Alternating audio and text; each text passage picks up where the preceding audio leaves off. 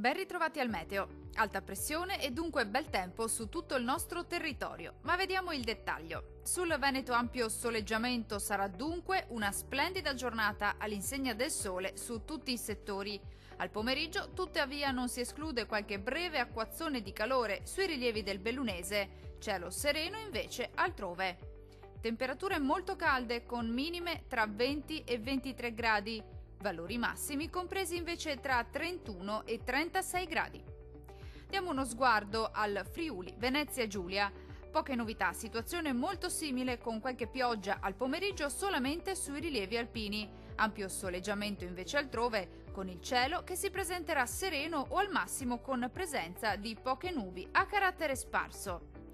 Temperature minime intorno ai 22 gradi. Valori massimi oscillanti invece tra 32 e 35 gradi circa. Vediamo infine la situazione del Trentino Alto Adige. Non cambia di molto la previsione, con tanto sole al mattino e con accesa instabilità invece a partire dal pomeriggio, con qualche temporale possibile sui settori alpini di confine, localmente anche di moderata intensità. Le temperature minime si attesteranno intorno ai 20 gradi, le massime invece saranno comprese tra 33 e 36 gradi circa.